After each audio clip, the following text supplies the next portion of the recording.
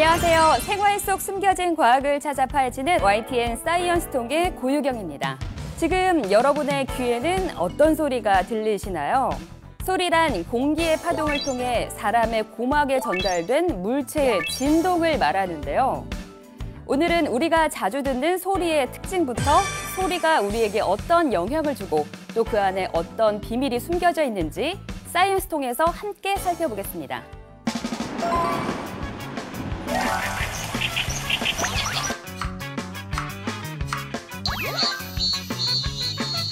이 소리들에 특별한 비밀이 있다는데요. 아기를 키우는 평범한 가정집. 매일 울음으로 의사를 표현하는 아기. 그때 비닐봉지 소리를 들려주자 갑자기 아기가 울음을 뚝 그칩니다. 도대체 어떻게 된 일일까요? 아기가 울음을 멈춘 데는 남다른 이유가 있다는데요. 비닐봉지를 이렇게 구기는 단면이 제각각이라서 스슥 하면서 이렇게 나오는 소리가 있는데 그것을 우리는 백색 소음이라고 그래요. 그런 소리가 들리게 되면은 내가 혼자가 아니고 엄마가 나를 어루만져주고 있구나 하는 그런 적막감, 외로움에서 탈피될 수 있는 소리이기 때문에 그래서 그런 비슷한 소리가 들리면 울음을 그치게 된다는 것이죠. 서울의 한 대학교. 학생들이 자주 가는 도서관을 찾았는데요. 조용할 줄 알았던 도서관에 웬 바람 소리가 들립니다. 공부에 방해가 되지 않을까요? 카페에서 하는 것처럼 더 집중이 잘 되고 공부가 잘 되는 것 같아요. 오히려 시끄럽다고 생각을 해서 좀 도움이 안 되나 생각을 했었는데 오히려 공부를 하다 보니까 이 소리 때문에 다른 소리가 안 들려서 집중에 더 도움이 되는 것 같습니다. 학생들의 성적을 올려준다는 이 도서관 소리의 정체는 무엇일까요? 네, 안녕하세요. 이곳 학교만에 뭐 특이한 게 있다고 하는데. 네네, 저희는 저희 학교만에 특별한 것이 하나 있습니다. 이쪽으로 와보시죠. 그래서 이거는 백색 소음을 유발하는 소음 중화기가 되겠습니다. 그 비밀은 바로 도서관 천장마다 설치된 백색 소음 스피커였는데요. 일정한 소리를 통해 집중에 방해되는 소음을 듣지 못하도록 도움을 줍니다. 바람 소리 같은 느낌이기 때문에 좀 더 이제 청량감을 느낀다 또는 이제 공기가 조금 맑다 이런 느낌을 많이 받고 있고요. 효과가 좋아서 오히려 학생들이 정말 굉장히 반응이 좋았습니다. 그렇다면 백색 소음이 공부에 도움이 되는 이유는 무엇일까요? 카페에서 웅성웅성 대거나 열람실에서 약간 슥 하는 이런 소리들은 백색 소음 중에서도 공부나 집중력에 도움을 주는 소리라고 할 수 있는데 소리는 있어도 의미가 없으니까 자기 일에 집중을 하고 또 소리가 있기 때문에 주변과 어울려서 있다는 그런 것이기 때문에 적막감을 해소할 수가 있어요. 백색 소음, 정말 집중력에 효과가 있는지 뇌파 연구소를 찾았는데요.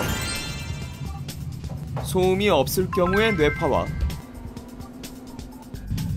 백색 소음에 노출 시의 뇌파 변화를 측정, 함께 비교해 관찰했습니다. 결과는 백색 소리를 들을 때 집중력이 높아졌는데요. 그 이유는요?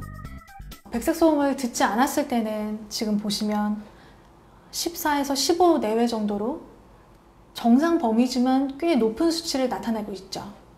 백색 소음을 들었을 때는 세타파가 이제 8에서 9 내외로 굉장히 주의 집중도가 좋아진 상태로 나타나는 걸 볼 수 있습니다. 백색 소음이 주의 집중도에 도움이 되는 이유는 적절한 각성도를 유지할 수 있도록 도와주기 때문이에요. 주의 집중도가 낮으신 분들, 그런 분들은 이제 각성도를 높여줌으로써 주의 집중도를 높여주는 효과를 볼 수 있습니다. 바람 소리 같은 에어컨 소리부터 빗소리, 파도 소리, 시냇물 소리 등 이런 소리들이 모두 백색 소음, 즉 백색 소리에 해당하는데요. 심신에 안정을 주는 백색 소리는 어린아이 또는 정신과 환자의 심리 치료에는 물론 학생들의 집중력 향상이나 직장인들의 피로 회복 등 광범위하게 활용되고 있다고 합니다. 이렇게 우리의 삶을 둘러싸고 있는 소리의 세계는 아주 다양한데요. 그중에서도 우리가 항상 접하고 또 우리가 내는 사람의 목소리, 이 목소리만 듣고도 상대의 마음과 심리를 탐구할 수가 있다고 합니다. 오늘 그 현장을 직접 만나보겠습니다. 이곳은 인천의 한 가정집. 안녕하세요. 네, 안녕하세요. 목소리 심리 분석 의뢰인 김민소 주부입니다. 보기엔 화목해 보이는 평범한 가정집의 풍경인데요. 아직은 눈에 넣어도 안 아픈 5살 둘째 딸과 9살 첫째 딸. 그리고 얼마 전 갓 태어난 막내 딸까지 딸부잣집 엄마. 그녀에게 고민이 생겼는데요.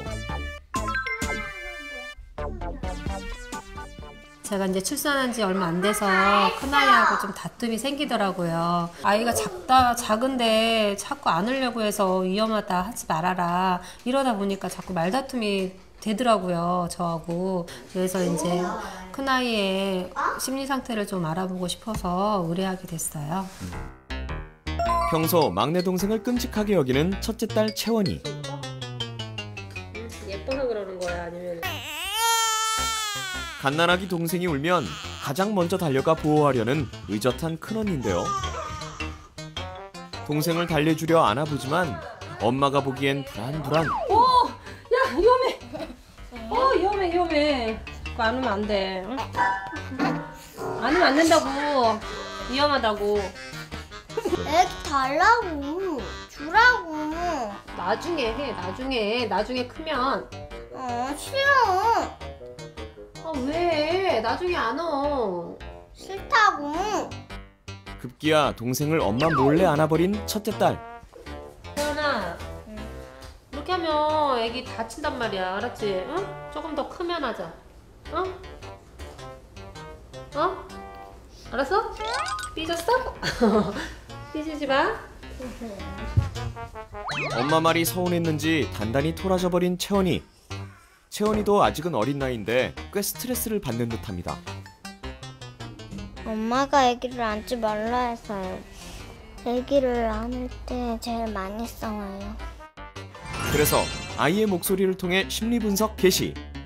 소리공학 박사에게 엄마와 아이의 일상을 보여줬는데요. 아주 재밌네요. 제가 소리만 뽑아가지고 이 감정의 상태를 따로 분석을 한번 해보도록 하겠습니다. 아이의 목소리 부분만 편집해 감정 분석을 시작했습니다. 애기 달라고. 성대 톤이에요, 이게. 달라고, 주라고, 뭐 이렇게 하는데, 요게 자기의 기본이 한 200Hz쯤 되는데, 500Hz까지, 주라고, 달라고, 뭐 이렇게 해서 기본 톤을 변화하는 걸 보면은, 말에 메시지를 안 보내더라도 성대를 떨어가지고 감정을 표출하고 있다는 거죠. 감정의 표출이 평상시에 비해서 2배 이상의 톤으로 오르락 내리락 하고 있다는 것은 상당히 화가 나 있다. 이 감정을 표출하는 방법이에요. 싫다고. 아이의 한숨도 분석이 가능할까요?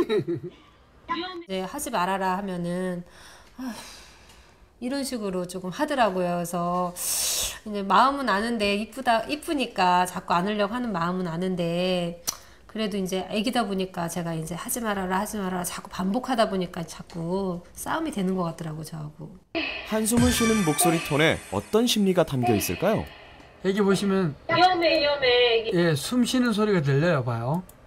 에이 하면서 이렇게 다운시켜 버리잖아요. 이게 다운시켜 버리면 포기한다는 뜻이면서 동시에 내부에서는 이 내피를 스치는 목 내부를 스치는 이런 그 바람 때문에 그래서 스트레스 해소를 하는 거예요.